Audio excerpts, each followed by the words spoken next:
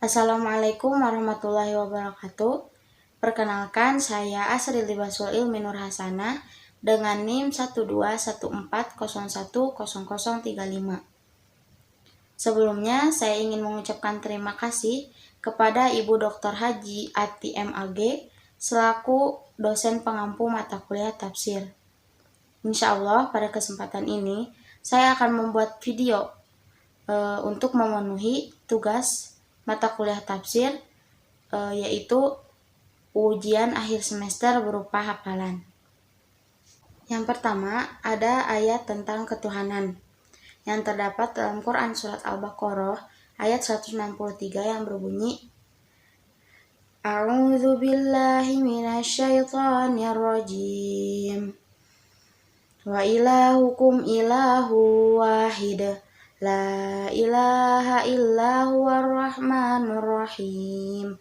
Yang artinya, dan Tuhan kamu adalah Tuhan yang Maha Esa. Tidak ada Tuhan selain Dia yang Maha Pengasih lagi Maha Penyayang.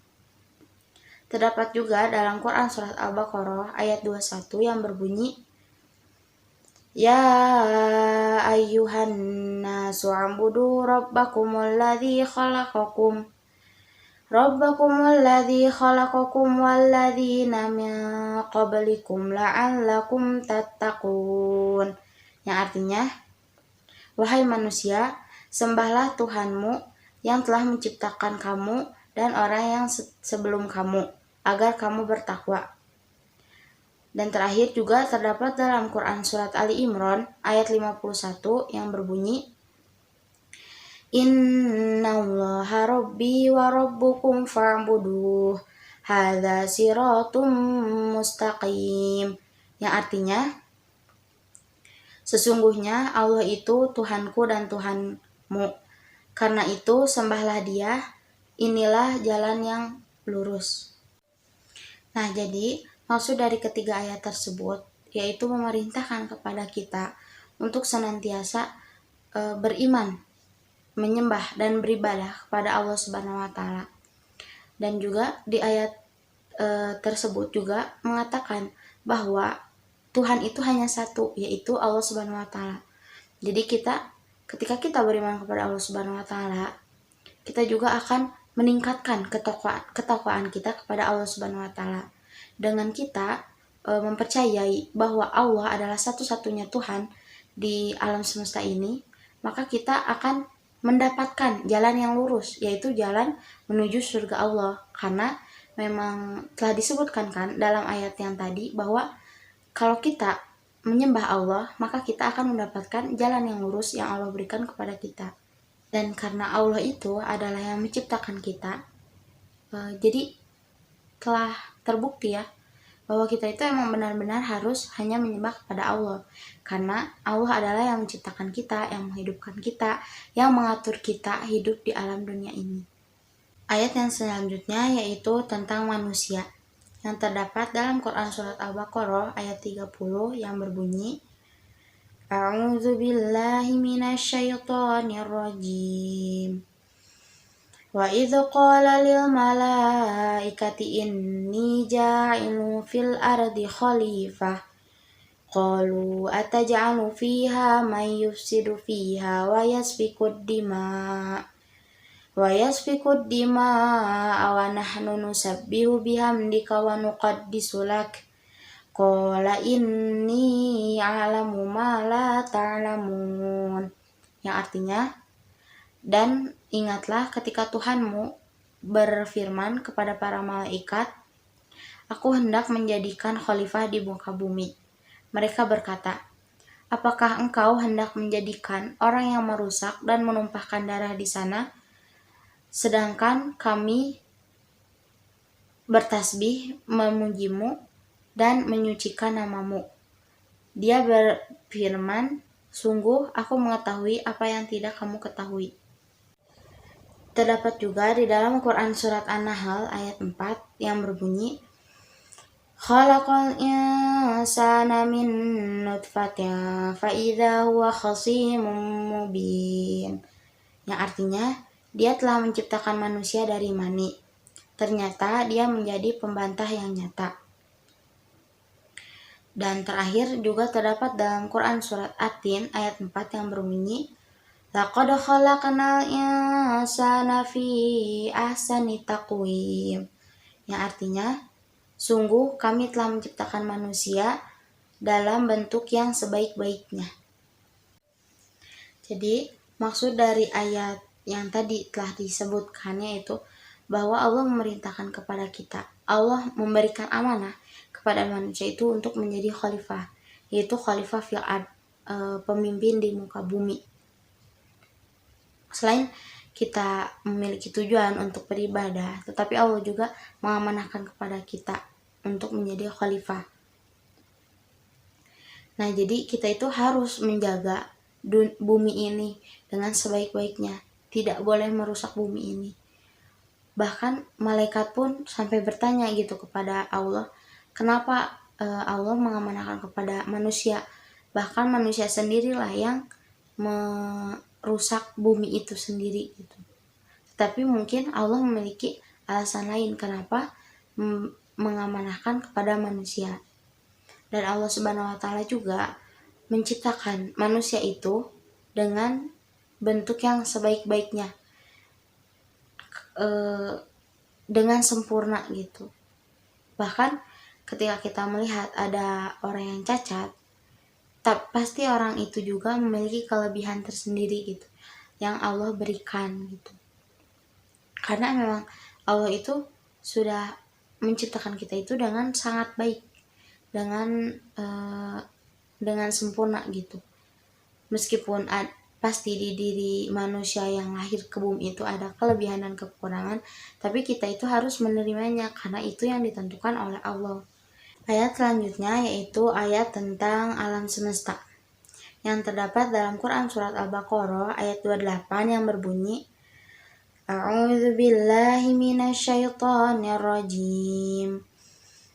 Kaifa takfuruna billahi wa kuntum amwatan fa ahyakum thumma yumitukum thumma yuhyikum thumma ilaihi turja'un. Yang artinya, bagaimana kamu ingkar kepada Allah padahal kamu tadinya mati, lalu Dia menghidupkan kamu, kemudian Dia mematikan kamu, lalu Dia menghidupkan kamu kembali, kemudian kepadanya lah kamu dikembalikan. Dan yang selanjutnya ada terdapat juga dalam Quran surat Al-Fat ayat 23 yang berbunyi, Sunnatullahi allati qad khalat min qablu wa la tajida li sunnatillahi tabdila. Yang artinya, demikianlah hukum Allah yang telah berlaku sejak dahulu. Maka sekali-kali kamu tidak akan menemukan perubahan pada hukum Allah itu. Jadi, maksud dari ayat yang tadi disebutkan yaitu bahwa kita itu tidak boleh ingkar kepada Allah Subhanahu wa taala. Apa yang Allah perintahkan kepada kita, kita harus menjalankannya gitu. Apalagi yang diwajibkan oleh Allah kepada kita. Karena Allah itu yang mengatur kita, yang mengatur hidup dan mati kita. Allah yang sudah menentukan kapan akhir dari hidup kita.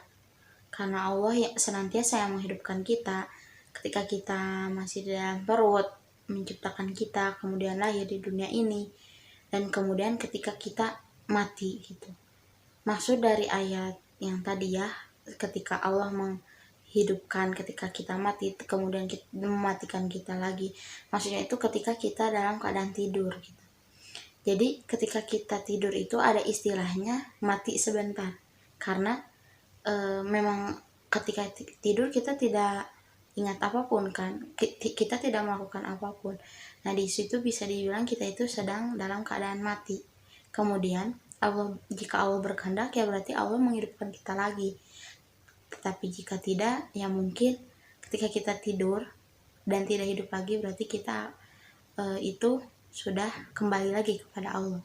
Karena tempat kembali kita itu yaitu adalah Allah. Kemudian maksud dari hukum Allah. Nah, hukum Allah itu emang sudah ada dari dulu gitu. Dari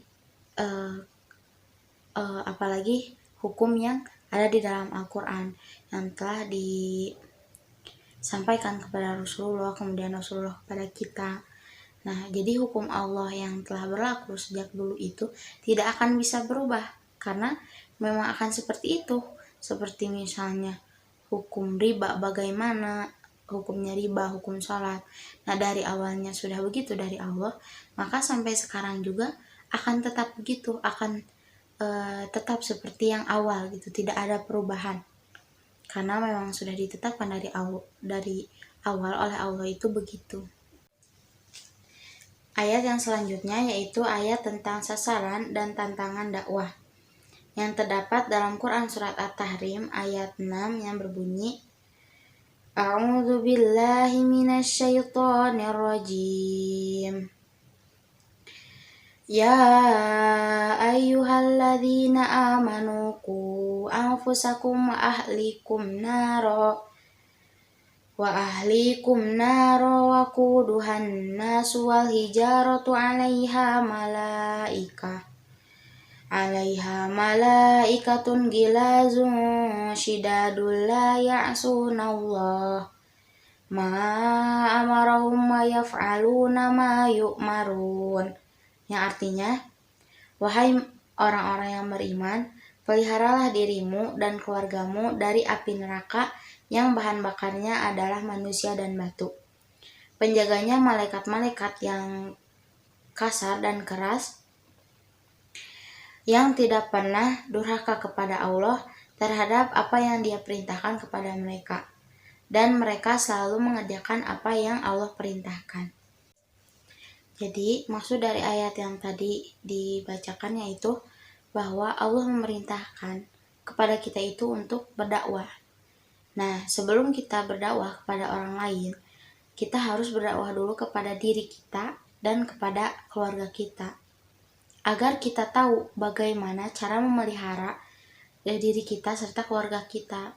Karena jangan sampai kita berdakwah kepada orang lain, tetapi kita tidak memperhatikan diri kita sendiri, bahkan keluarga kita, hingga akhirnya ketika kita berdakwah kepada orang lain, tetapi kita malah menjerumuskan diri kita sendiri dan keluarga kita itu ke neraka. Karena bahwa kita itu ya harus senantiasa berdakwah itu kepada diri sendiri dulu. Setelah bisa kepada diri sendiri, baru kepada keluarga, kemudian setelah kepada keluarga, barulah kepada orang lain atau orang yang di sekitar kita. Nah, perlu kita ketahui juga bahwa rata-rata gitu, bahan bakar neraka itu yaitu manusia. Karena manusia yang sering melakukan kesalahan, dosa gitu ya, yang terus-menerus melakukan dosa, tidak bertaubat, maka dia akan dijerumuskan kepada neraka. Dan itu juga termasuk bahan bakar neraka gitu. Dan yang menjaganya itu malaikat-malaikat yang sangat keras gitu. Maksud keras itu bahwa ya jadi tegas gitu ketika menjaga neraka, karena malaikat yang menjaga neraka itu yang tidak pernah durhaka kepada Allah SWT. Maka Allah memerintahkan malaikat itu untuk menjaga neraka. Yang selanjutnya ada ayat tentang kode etik dakwah dan kualifikasi dai yang terdapat dalam Quran surat Al-Muzammil ayat 1-5 yang berbunyi A'udzu billahi minasyaitonir rajim. Bismillahirrahmanirrahim. Ya ayyuhal muzammil qumil laila illa qalila nisfahu aw yanqus minhu qalila aw zid 'alaihi warattilil qur'ana tartila inna sanulqi 'alaika qawlan tsaqila.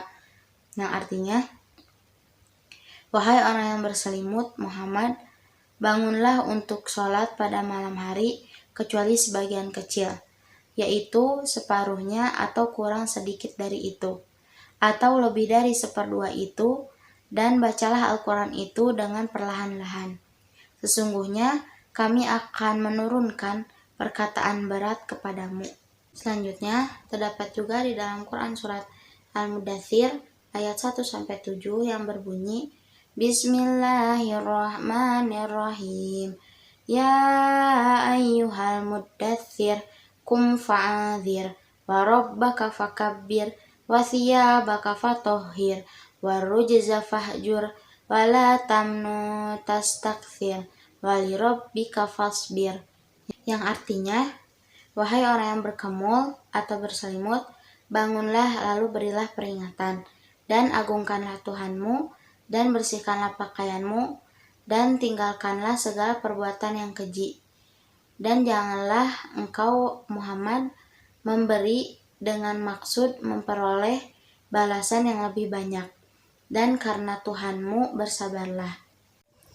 Jadi maksud dari ayat yang tadi telah dibacakan, yaitu surat Al-Mudaththir, Al-Mujammil dan Al-Mudaththir, bahwa keduanya itu saling berkaitannya. Dari ayat pertama juga telah dijelaskan, wahai orang yang berselimut, yaitu yang dimaksud arah kepada Nabi Muhammad, karena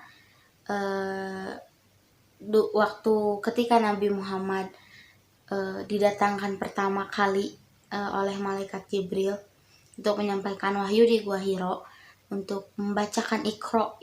Nah, kemudian saat pulang itu Nabi menggigil gitu hingga Siti Khadijah menyelimutinya.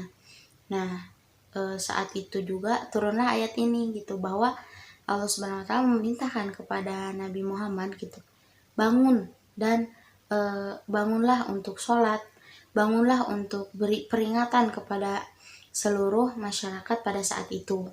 Jadi Allah itu memerintahkan kepada Nabi Muhammad dan memberitahukan bahwa setelah ini ada lagi gitu ayat-ayat Al-Quran yang akan turun yang lebih berat dari ini gitu. Dan ya bahwa Allah juga memerintahkan kepada Nabi Muhammad untuk mengagungkan nama Allah, untuk ketika kita akan melakukan sholat, bersihkanlah dulu pakaian kita, terus tinggalkanlah kegiatan yang keji gitu. Dan kemudian sebisa mungkin kita itu sholat di malam hari, yaitu sholat tahajud gitu. Dan ketika setelah selesai sholat tahajud, dianjurkan untuk membaca Al-Quran. Nah, kemudian dari ayat ini juga berkaitan dengan bahwa kita itu harus bersabar, dan kita itu harus senantiasa ikhlas dengan apa yang kita lakukan kepada orang lain, atau kita hendak membantu orang lain, seperti seorang konseling gitu, ketika membantu pasiennya gitu, membantu kliennya, harus senantiasa sabar gitu dalam menghadapinya. Ataupun ketika kita membantu mereka gitu, kita sebagai konseling itu harus bisa ikhlas gitu, tidak memberikan harapan apapun, yang kita berikan ikhlas, dan kita juga berdoa agar yang kita berikan itu emang bermanfaat dan bisa membuat klien itu jadi lebih baik lagi gitu. Selanjutnya ada ayat tentang waktu dan perencanaan yang terdapat dalam Quran surat Al-Asr ayat 1-3 yang berbunyi, A'udzu billahi minasyaitonir rajim. Bismillahirrahmanirrahim. Wal 'asr. Innal insana lafi khusr. Illal ladzina amanu wa 'amilus solihati wa tawasaw bil haqq wa tawasaw bis sabr. Yang artinya, demi masa, sungguh manusia berada dalam kerugian, kecuali orang-orang yang beriman dan mengerjakan kebajikan, serta saling menasihati dalam kebenaran dan saling menasihati dalam kesabaran. Terdapat juga di dalam Quran surat Al-Hasyr ayat 18 yang berbunyi, Ya ayyuhalladzina amanu taqullaha wal tanzur nafsum ma qaddamat lighad wattaqullaha innallaha khabirum bima ta'malun. Artinya, wahai orang-orang yang beriman, bertakwalah kepada Allah, dan hendaklah setiap orang memperhatikan apa yang telah diperbuatnya untuk hari esok atau untuk akhirat juga. dan bertakwalah kepada Allah, sungguh Allah Maha teliti terhadap apa yang kamu kerjakan. Nah, jadi ayat yang dimaksud dari ayat yang telah dibacakan itu Quran surat Al-Asr dan Al-Hasyr, bahwa kita itu sesungguhnya sangat rugi ketika kita tidak beriman dan tidak melakukan hal yang baik gitu. Jadi di dalam Quran surat Al-Asr juga diperintahkan bahwa kita itu senantiasa jika tidak ingin berada dalam kerugian, berarti kita itu harus beriman kepada Allah, serta kita harus melakukan hal-hal kebajikan, hal-hal yang baik, hal-hal yang positif gitu.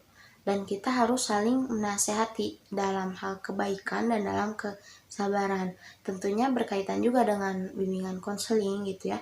Ketika kita membimbing, pasti kan kita menasehati klien kita itu dengan kebenaran, dengan apa yang benar gitu.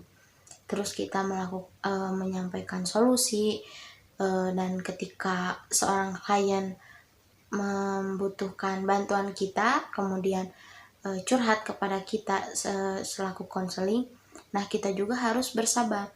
Yang itu artinya kita harus bersabar mendengarkan seorang klien kita itu ketika sedang curhat kepada kita. Ya intinya itu bahwa ya Allah menganjurkan kepada kita untuk saling menasihati, maupun itu ke yang atas atau ke yang bawah gitu ya, yang lebih kecil atau yang lebih besar, selagi emang yang dilakukan misalnya salah, kita itu harus menasihati dan tentunya harus disertai dengan sabar. Kemudian yang dimaksud dari Quran surat Al-Hasyr, bahwa kita itu harus mempersiapkan apa yang akan kita lakukan untuk kedepannya. Jadi jika kita hari ini lupa misalnya ya, sampai tidak sholat gitu atau sholatnya terlambat, nah sebisa mungkin hari besoknya kita memperbaiki, jadi kita sholatnya tepat waktu atau bahkan menambah jadi sholat duha, sholat tahajud. Nah jadi kita itu harus mempersiapkan hari esoknya bagaimana gitu, jangan sampai kita ya gimana nanti aja gitu, soalnya kan tidak tahu besok apakah kita masih hidup atau sudah meninggal gitu. Karena segala sesuatu yang kita kerjakan juga pasti Allah memperhatikan, Allah teliti ketika melihat hambanya melakukan apapun gitu. Baik, mungkin cukup sekian dari saya. Mohon maaf apabila terdapat kekurangan dalam menyampaikan, dan mohon maaf juga jika ada kesalahan dalam membacakan ayat Al-Qur'annya. Sekian, terima kasih. Wabillahi taufiq wal hidayah. Assalamualaikum warahmatullahi wabarakatuh.